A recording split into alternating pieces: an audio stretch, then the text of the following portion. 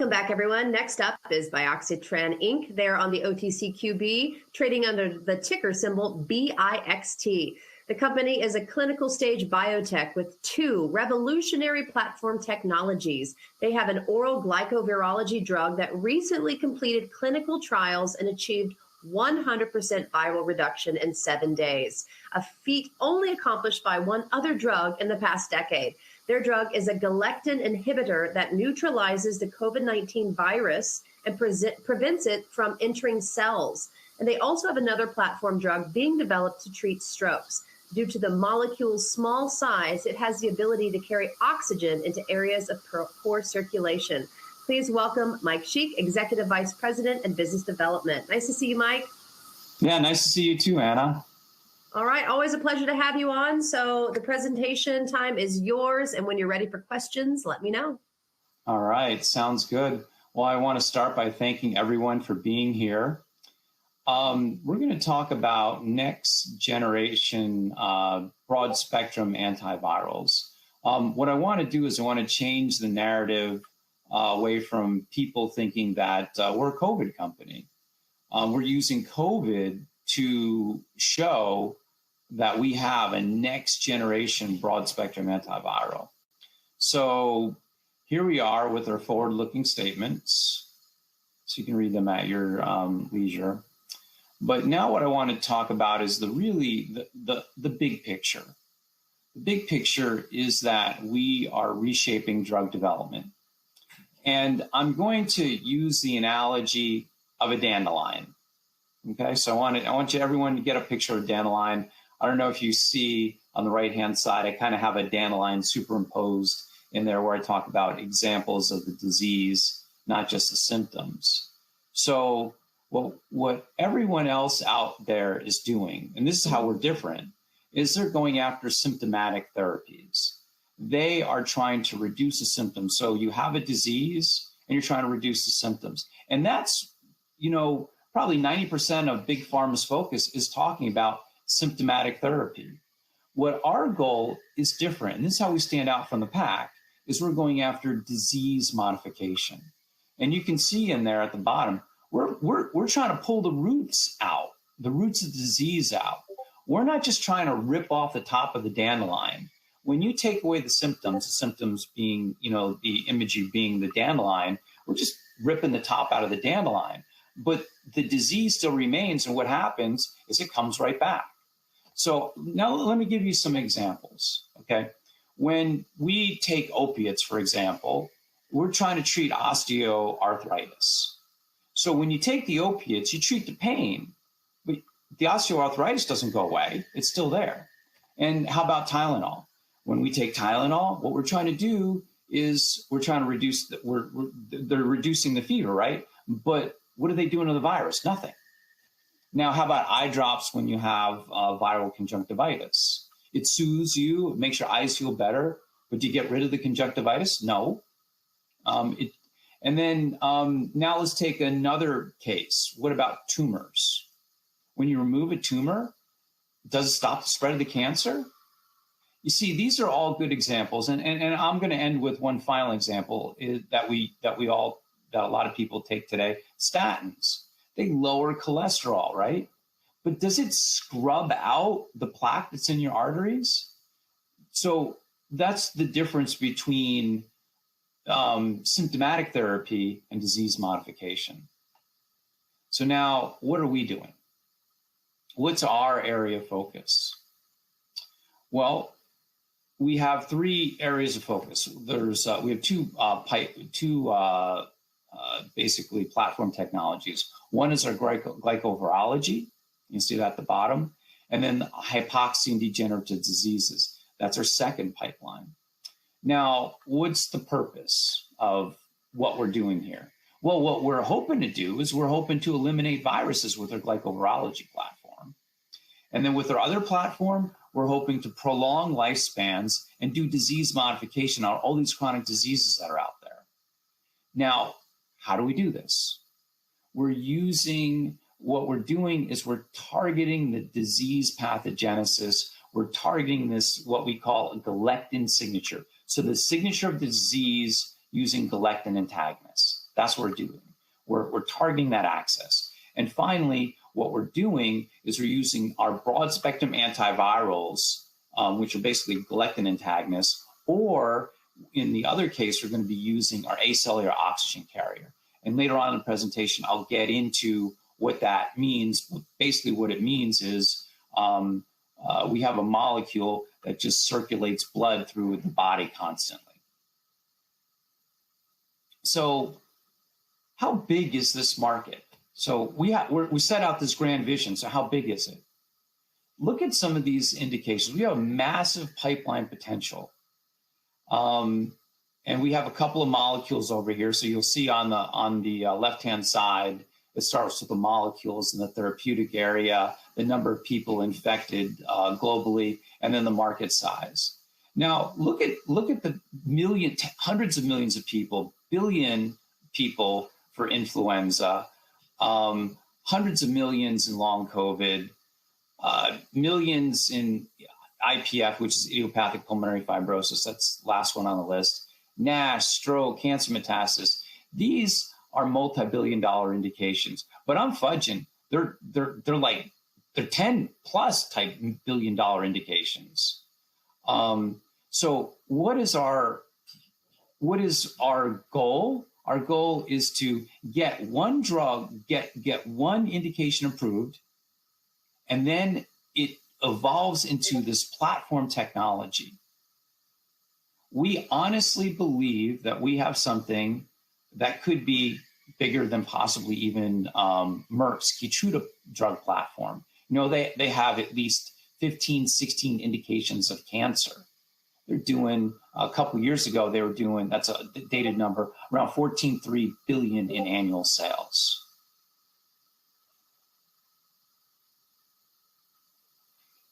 How do investors make money in a biotech? So I'm going to do a little bit of education here. We do it through value creation. That means we have to advance our pipeline. So what I did was I showed you, if you look to the right-hand side of the slide, you're going to see our pipeline chart. What we need to do there is we need to keep moving to the right, keep developing and increasing our phase of development until we finally reach phase 3 and approval. That's what we're going to do. Now, how do we do that? We do that through licensing, we do that through partnerships, or we divest one of our product lines. So that's how we create value in our company. And that's how you, the investor, are going to see an increase in your share price. Now, who are we going to do this with? Well, that's on my next slide. We are going after big pharma. All the top big pharmas are listed there. You'll see below the iceberg area. They're in alphabetical orders. And what we did was we put the name of the company, then we put what their specialties were. And then our specialties are on the top of the iceberg. Those are our therapeutic areas. And using our, obviously our platform drugs. So look at how it completely meshes with what big pharma is looking for. So these are our customers. This is who we're going after. Now, a little bit about the company. As an OTC investor, it's always nice to know what do we look like? What's our market cap? Our market cap is 23.5 million. There's 300 million authorized shares. All this is available on OTC markets, but I'm just giving you an overview. And then we have around 25 million in the float. And that's really an overview. Now, our market cap, we were really proud of our market cap. It's come down a little bit, but not that long ago, we were one of the few biotechs that hasn't suffered over a 90% drop in market cap. There was an article out there that I saw that showed that the average biotech from its high was down 95%. Well, the truth is, this is a value point to buy. We think we're very low in terms of valuation compared to historical, and we think that's going to change and very shortly. Now, when it comes to biotechs and biotech investments, one of the key elements is the leadership and the management team. I'm going to focus, I didn't put up the entire management team, but I'm going to focus on our key scientist. This is Dr. Platt. You'll see here, right at the top, he had the first, we'll start right in the middle. He's the guy that coined the name galectin. So we're talking about galectin science. Well, he's the guy that coined the name galectin in 1992. And you'll see the journal article, a snippet of it right below. And then above that, the first article in the field of research of galectins, well, that was his too. From these founding type articles came 4,000 journal articles that all talk about galectins and how great of a target they are for receptors. So now Dr. Platt's been at this for 40 years in the research of galectins and carbohydrate binding proteins. Now you'll see right below his picture, he's written two textbooks. He's literally written the book on how to design carbohydrate drugs, which is what we're doing. He's run a bunch of public companies, journal articles, patents, clinical trials, animal experiments, you name it. When it comes to the right guy for galectin science, Dr. Platt, he's leading our team. So let's move on to the IP. Our IP, we have IP. We're continuing to develop the IP. And we're going to get more IP as we progress. I mean, there's not much to say about it other than that. So now let's talk about the Prolectin-M program. Prolectin-M, it's our oral antiviral drug. It's a chewable tablet. You take it, you feel better pretty quick. With COVID, we've seen it turn PCR negative very quickly. So what's the problem out there? Look, we all know that, COVID's a problem, but I'm talking in general, set aside COVID, there's a lot of viruses running out there. We don't have effective treatments for viruses. So what I did was I put up a bunch of viruses here. COVID, influenza, shingles, RSV, viral conjunctivitis, long COVID. There's no effective treatment for these, but look at some of the numbers. 103 million for COVID-19, 26 million for influenza, and this is US data. 2 million for shingles, 2.1 million for RSV. I mean, look at the millions of people affected with viruses in the US. And now what happens is there's 2,600 RNA viruses that have been identified, but there's no broad spectrum solution to viruses. We have it for bacterias, right? We have this thing called amoxicillin. It's a broad spectrum antibiotic, not antiviral, antibiotic. And then for viruses, one of the things that we could do is have a vaccine and try to prevent the viruses. But what we've seen with COVID is that vaccines really can't keep up with the pace that viruses mutate. A mutation is something that we'll talk about next.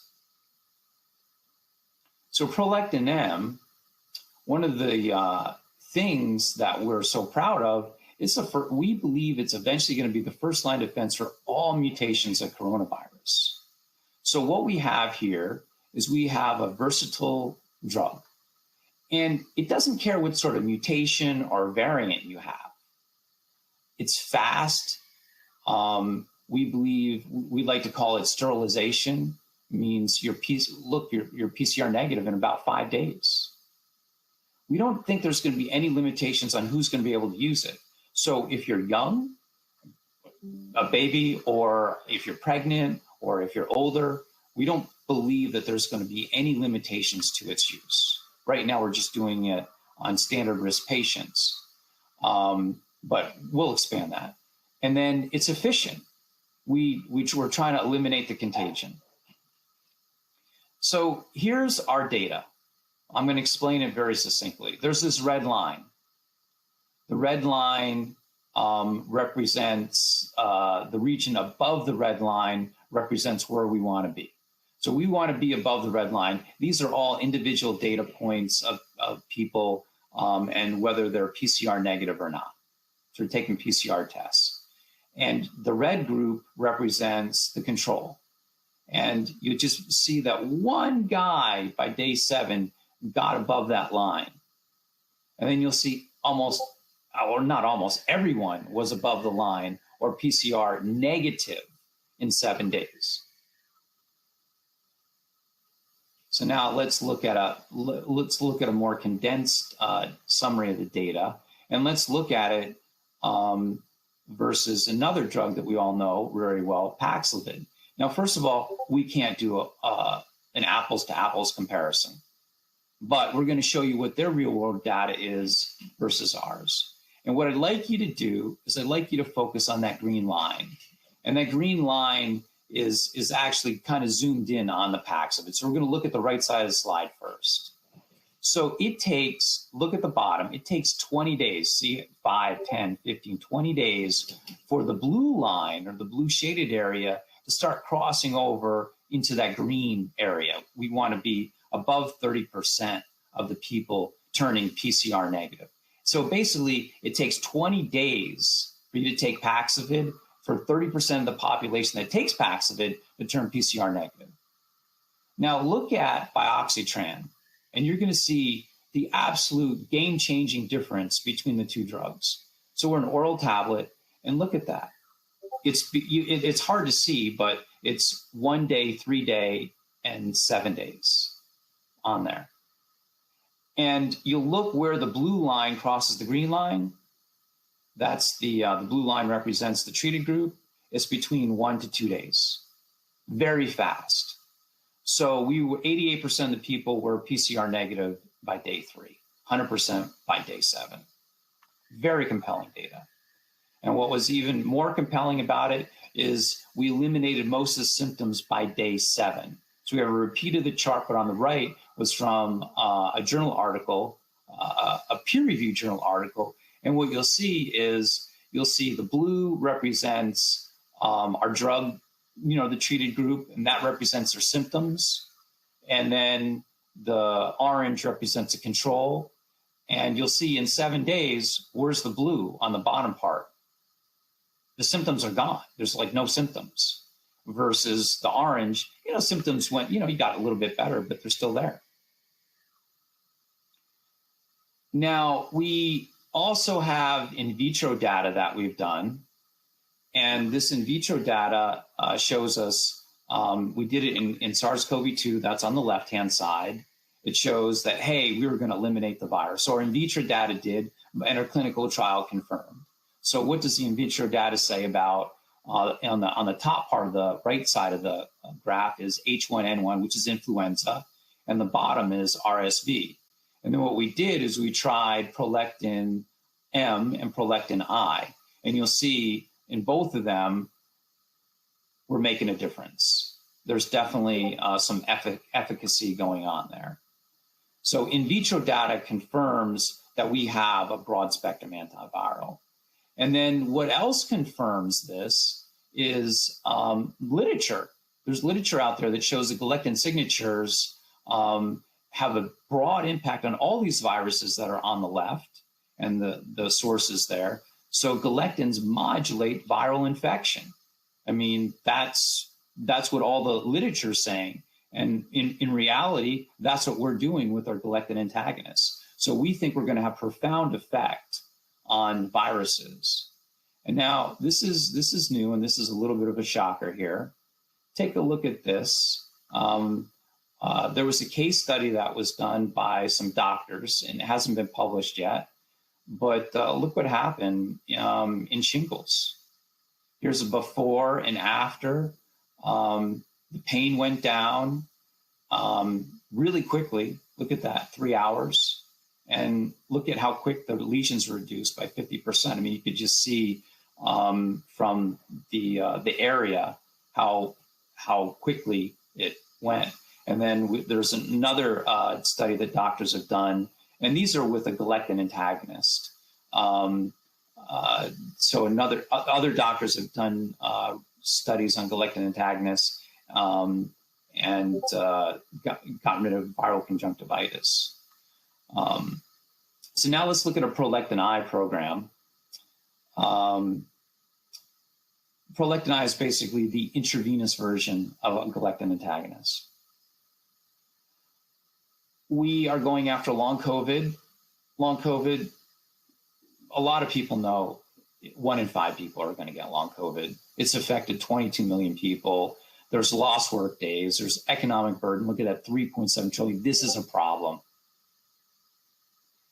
And when you think about it, something like chronic fatigue syndrome is very similar to long COVID, costs $9,000 annually to treat that person.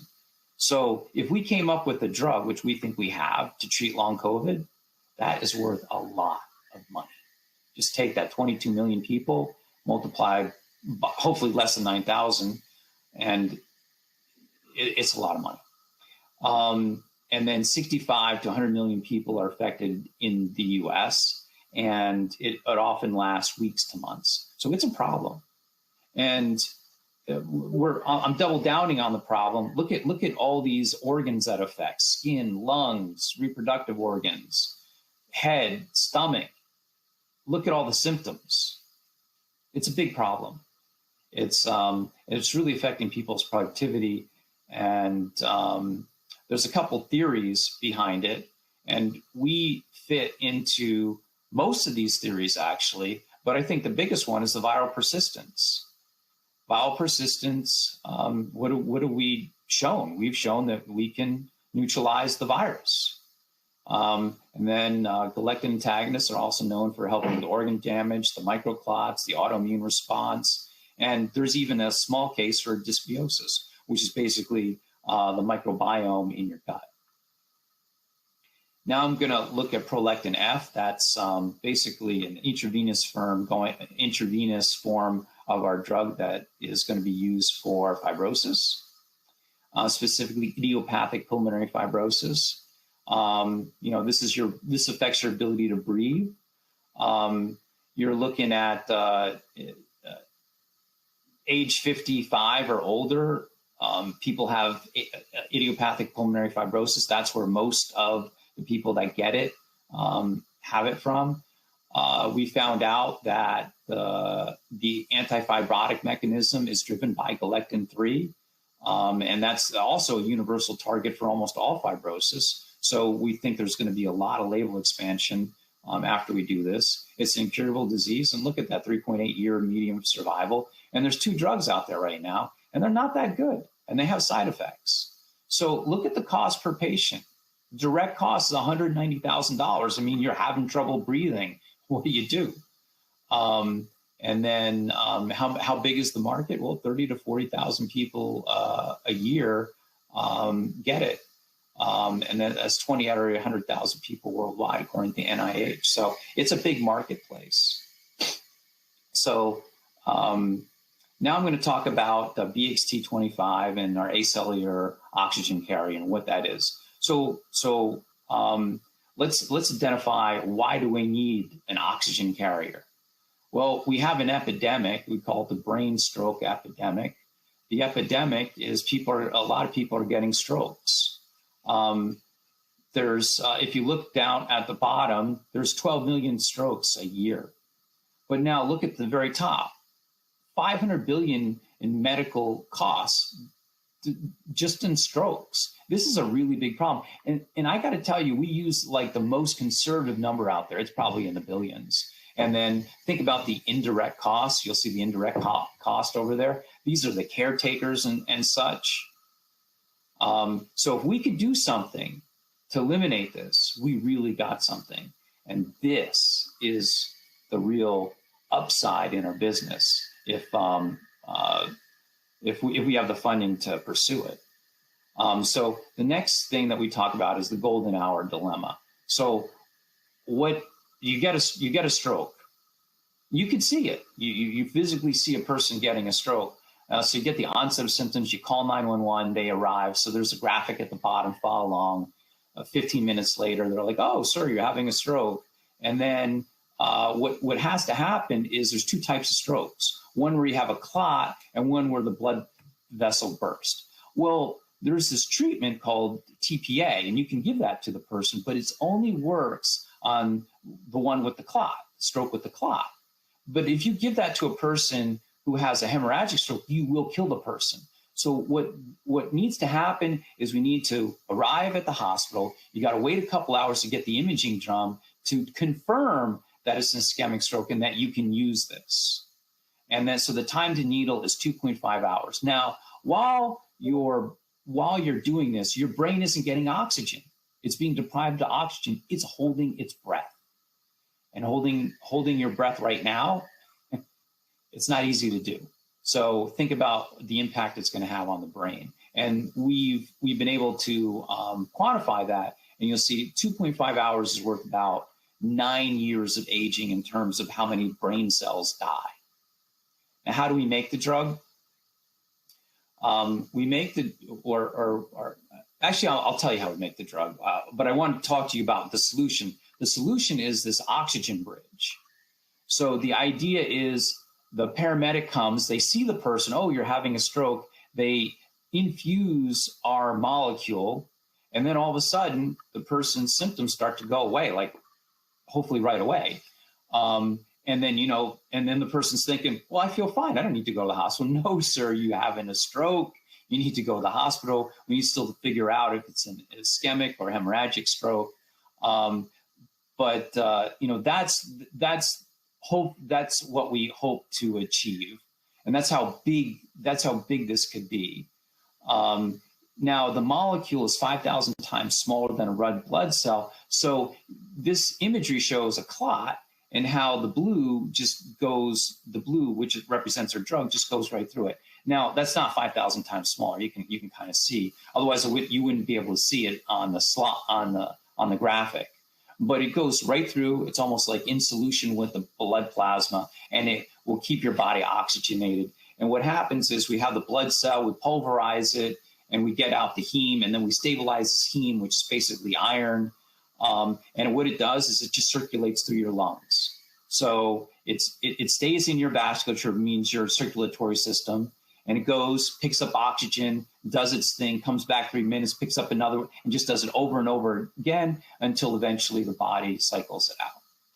So that's our acellular oxygen carrier. And I know I'm kind of running low on time, so I'm going to kind of wrap it up here with our investment summary. Look,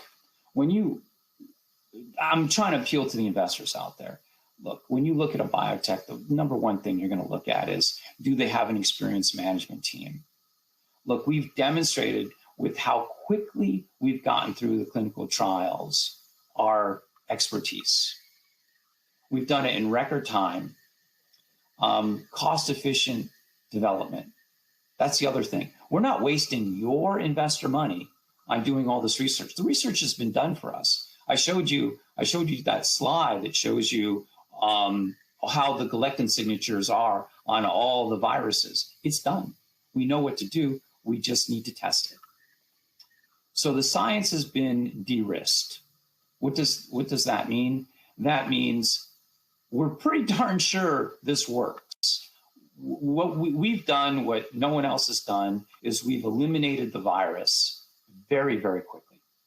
And it's in a peer-reviewed journal article. And we have the approval to proceed in 2 indications. Now, we're at a value inflection point. And the value inflection point, when we complete our dose optimization trial, and we have that funding in place, which we're very close to doing. The next thing that you can look at is why you should look at our company is we have institutional investors and a very loyal shareholder base. We have a new institutional investor, and his money or their money should help us get to our next regulatory milestone, which is the start of a phase 3 trial in India. And then finally, the reason you should look at us, we have a massive licensing platform. So our idea is never to sell a drug, but to license, and license. And that pretty much concludes my presentation, and I can open it up for Q&A. Great job, Mike. I think we only have time for one, but let's see what we can do. Can you explain? You're good. It's a lot of information. Can you explain today's filings of the S1A? You mentioned that. Yeah, a lot of people get confused on what these S1s and S1As. S1A stands for S1 Amendment, and we registered some shares. And if you look at our history, it's the third amendment since we filed in mid-June. And that honestly, what that means is that we're going back and forth with the SEC to get our notice of effectiveness. And once we get the notice of effectiveness, it clears the way for us to bring in $500,000 of funding from an institutional fund. And just to refresh investors' memories, that was an above market, or that is an above market deal. We're looking at selling a little over 1.6 million shares for $500,000. It roughly works out to around 31 cents a share. So when you look at the share price of where we're at now, and you look at what an institutional investor said they're willing to put their money in at, it's a significant premium to today's price. And Cecilia Davila wants you to clarify, you're not a COVID company. So what is the target ailment for your first release? Oh, we are going after COVID, but the thing that for people to recognize is what our vision is. Our vision is we are going to have that broad spectrum antiviral that eventually a person comes in with an upper respiratory tract infection. So you could say we're an upper respiratory tract infection company, right?